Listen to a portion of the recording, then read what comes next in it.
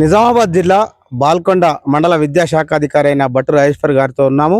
మరియు మరింత సమాచారాన్ని బాల్కొండకు సంబంధించిన ప్రైవేట్ స్కూళ్ళు మరియు ఇతర స్కూళ్ళ స్థితిగతులపై మరింత సమాచారాన్ని అడిగి తెలుసుకునే ప్రయత్నం చేద్దాం. బాల్కొండలో మరి చాలా మట్టుకు ప్రైవేటు పాఠశాలలు కానీ మరి కేటీఎస్ పాఠశాల అంటే కృష్ణవేణి సంబంధించినటువంటి వాటి కానీ స్కూలు ప్రారంభం కాక ముందే బుక్కులు విచ్చలవిడిగా అమ్ముతున్నారని, మరి అనేకమైనటువంటి ఫీజుల రూపంలో కానీ మరియు దుస్తుల రూపంలో కానీ వసూళ్లు చేస్తున్నారని, అంతేకాకుండా వాళ్ళు అనేకమైనటువంటి పిల్లల పేరెంట్స్ నుండి డబ్బులు రాబట్టుకుంటున్నారని మరి పలువురు అంటా ఉన్నారు. దీనిపై తమరు ఏమంటారు సార్ అధికారిగా? మాకు ఉన్నటువంటి ఆదేశాల ప్రకారం పై అధికారి జిఓఎంఎస్ నంబర్ 1 ప్రకారం మాత్రం ఎవరు కూడా పాఠశాలల్లో, ప్రైవేట్ పాఠశాలల్లో ఎక్కడ కూడా పుస్తకాలు కానీ, దుస్తులు కానీ టై బెల్ట్ కానీ పిల్లలకు ఎలాంటి వస్తువులు విక్రయించడానికి వీల్లేదు. మోరోవర్ అలాగే ఫీజులు కూడా గవర్నింగ్ బాడీ డిసైడ్ చేసిన ప్రకారము వాళ్ళు out side of the school gate ముందట స్కూల్ లోపల డిస్ప్లే చేయాలి ఫీజులు ఎంతెంత వసూలు చేస్తున్నారు. సో ఆ గవర్నింగ్ బాడీ ఆ విషయాలు కూడా, ఆ ఫీజు వివరాలు కూడా మాకు సబ్మిట్ చేయవలసి ఉంటుంది. ఒకవేళ ఎవరైనా కనుక ఈ యొక్క జిఓఎంఎస్ నంబర్ 1 అతిక్రమించినట్లయితే తప్పకుండా శాఖపరమైన చర్యల కొరకు ఉన్నతాధికారులకు నివేదిస్తాం. తప్పకుండా శాఖపరమైన చర్యలు తీసుకుంటాం. బుక్స్ బహిరంగంగా అమ్ముతున్నారు అంటున్నారు. మరి ఒకవేళ నేను విచారించి తప్పకుండా వాళ్ళ మీద శాఖపరమైన చర్యలు తీసుకుంటాం. దీనికి సంబంధించి దుస్తులు కూడా పేరెంట్స్ మరి ఆ టీచర్లు కానీ వాళ్ళు సూచించినటువంటి దుకాణంలోనే కొనాలని చెప్పేసి డిమాండ్ పెడుతూ అనేకమైనటువంటి డబ్బులు లక్షల రూపాయల్లో దండుకుంటున్నారని పలువురు అంటా ఉన్నారు సార్. మరి దానిపై ఎలాంటి చర్యలు తీసుకుంటారు? అంతేకాకుండా ప్రస్తుతం బుక్స్లు మాత్రము నోట్బుక్లు కానీ, కాపీలు కానీ, పెన్నులు కానీ పాఠశాల ప్రారంభం కాకముందే ఒక రోజు ముందు నుంచే తెరిచి వస్తున్నారు. అది 1LB రోడ్లో అని చెప్పేసి పలువురు మరి సంబంధించిన పేరెంట్స్ అంటా ఉన్నారు సార్. దాని మీద ఎలాంటి చర్యలు కైకొనబోతున్నారు సార్? కృష్ణవేణి సార్. కృష్ణవేణా, ఓకే. ఇప్పుడు మనకు స్కూల్ పాయింట్లో ఎవరు కూడా పుస్తకాలు అమ్మకూడదని ఉంది.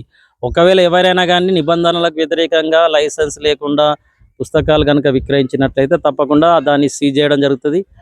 దాని విషయంలో ఉన్నతాధికారులకు రిపోర్ట్ చేయడం జరుగుతుంది. ఆ పాఠశాలల పైన కూడా శాఖాపరమైన చర్యలు తీసుకోవడం జరుగుతుంది. పాఠశాలలు బాల్కొండలో సార్ మరి అనేకమైనటువంటి సిలబస్ల పేరుతోటి మరి పిల్లల యొక్క తల్లిదండ్రులను మరి అనేకమైనటువంటి సిలబస్ల పేరుతోటి డబ్బులు వసూలు చేసుకుంటూ విక్రయిస్తూ ఉన్నారు. మరి ప్రైవేటు పాఠశాలలు ఉండేటువంటి యాజమాన్యము బుక్కులు అమ్మవచ్చా? మరి అమ్మితే దానికి ఏదైనా నిబంధనలు ఉందా? చెప్పండి సార్. ప్రైవేట్ పాఠశాలలు ఎవరు కూడా ఈ విద్యార్థులకు వాళ్ళ స్కూల్ వాళ్ళు పాఠశాల పరిధిలో ఎక్కడ కూడా పుస్తకాలు విక్రయించడానికి వీల్లేదు. ఒకవేళ విక్రయించినట్లయితే ఏవైనా సరే పాఠశాల పిల్లలకు సంబంధించిన టైలు కావచ్చు, బెల్టులు కావచ్చు, ఇతర పుస్తకాలు కావచ్చు, పెన్నులు కావచ్చు, ఏవి విక్రయించినా వాళ్ళపైన శాఖపరమైన చర్యలు ఉంటాయి. మోరోవర్ ఏంటంటే పుస్తకాలు అమ్మాలంటే యొక్క లైసెన్స్ ఉండాలి. లైసెన్స్ కూడా ఉండాలి. ఒకవేళ అవుట్ సైడ్ ఎక్కడన్నా అమ్మాలనుకుంటే లైసెన్స్ కూడా ప్రభుత్వం నుంచి లైసెన్స్ పొంది ఉండాలి. మరి ఆ లైసెన్స్ లేకుండా కూడా అమ్మినట్లయితే కూడా మరి అది ఎవరిది విచారించి ఆ పాఠశాల పైన చర్యలు తీసుకునే అవకాశం ఉన్నది.